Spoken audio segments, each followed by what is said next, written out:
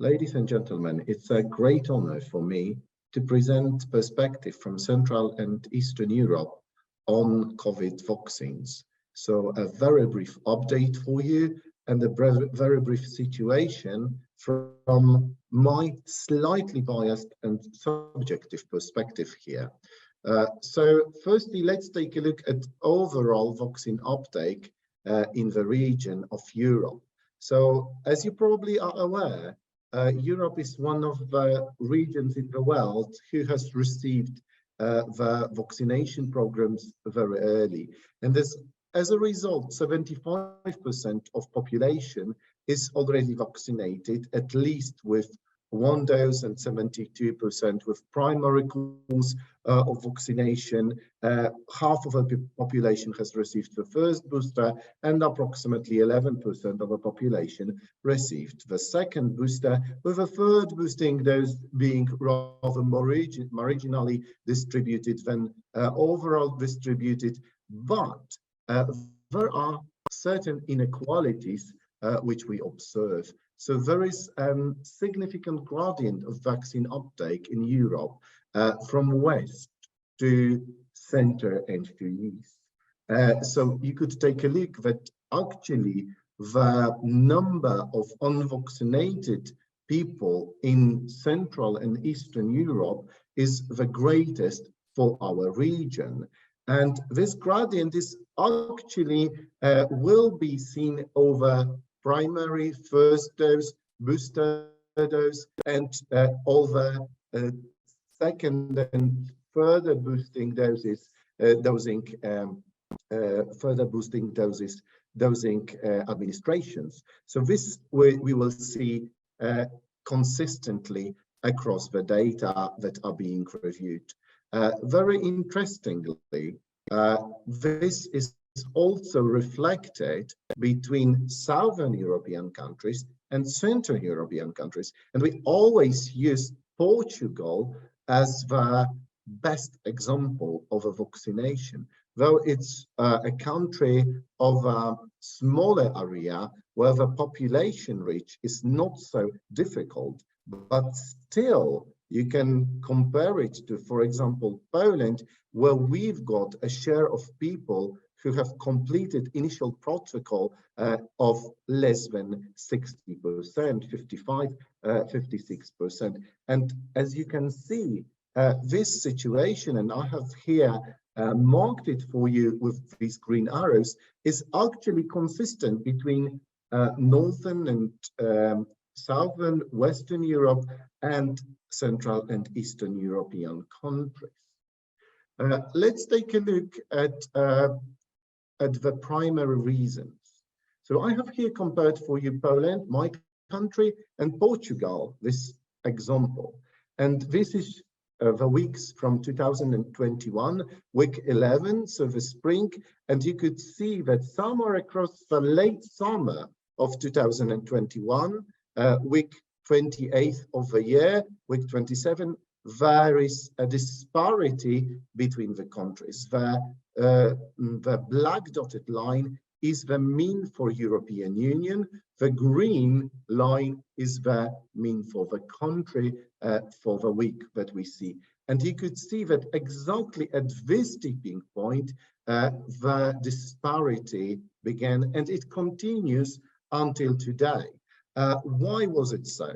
The very early vaccination campaigns and invitation campaigns were more or less equal across the countries. And here we could see that around this tipping point of the summer, all the people who really wished to be vaccinated were vaccinated, and then vaccine hesitancy movements and vaccine hesitancy across the population has kicked off, and actually the curve of vaccination flattened. And this is also seen for most of the Central and Eastern Europe.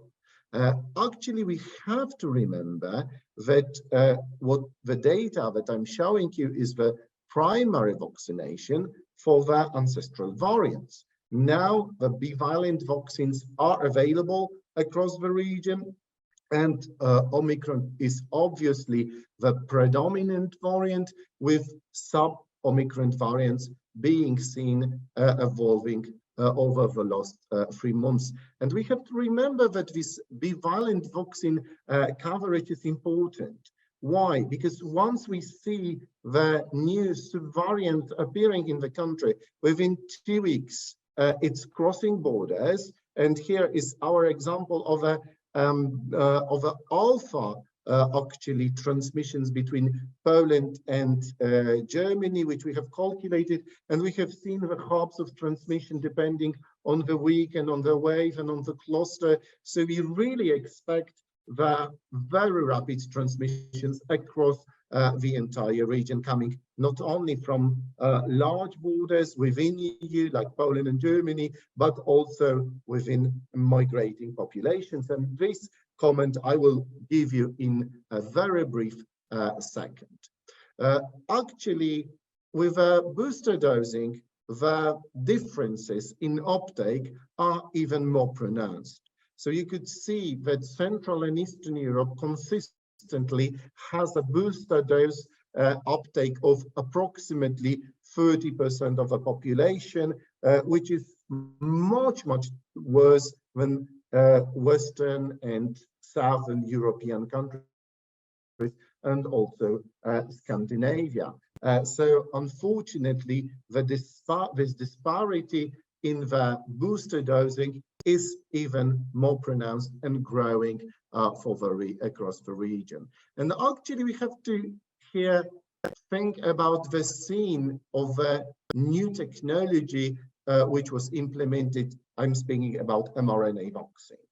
Actually, the Polish example is that we already have had a pre-pandemic vaccination refusal increasing in the country. So the last datum before the pandemic period was 50,000 people who have actually refused to vaccinate their children against typical vaccines within the calendar. And here, these data are pre-COVID. This is not the COVID vaccine. And actually, we have even lost the measles herd immunity due to refusal of this vaccination. And we have excellent vaccination program. We have had so far more than 90% of children vaccinated against measles, mumps, and rubella. And here is the Polish example of actually posters, please do not vaccinate, where the anti-vaccine movements have been, especially in the southern regions of Poland, very active in this respect. Actually, the major issue is associated with refugee after the war and Russian invasion to Ukraine.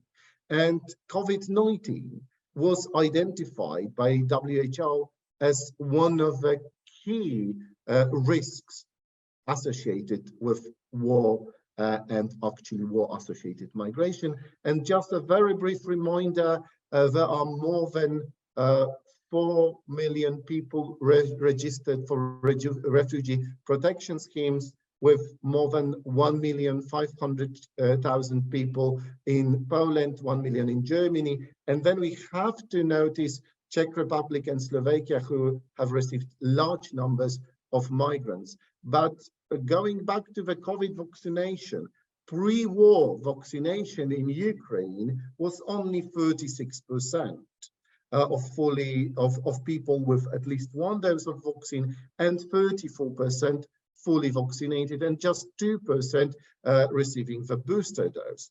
And actually, in Poland, from the very first day of war, these refugees have complete possibility to vaccinate, and they are using that. But we still have to think about other necessary vaccinations for these populations, also from the perspective of mumps, measles, rubella, hepatitis. So the coverage of a vaccination is suboptimal there. So there is a need actually to better reach migrant population with COVID-19 vaccines. And hence these issues for discussions.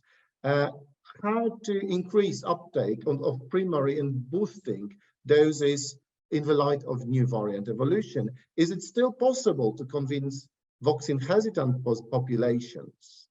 How to reach the migrants, and how to strengthen population confidence in system provided prophylactic programs, which is actually the issue in the region. So thank you very much. And I would like to use this opportunity to welcome you and invite you for the next European AIDS conference, which will be held in Warsaw in the region. Thank you very much.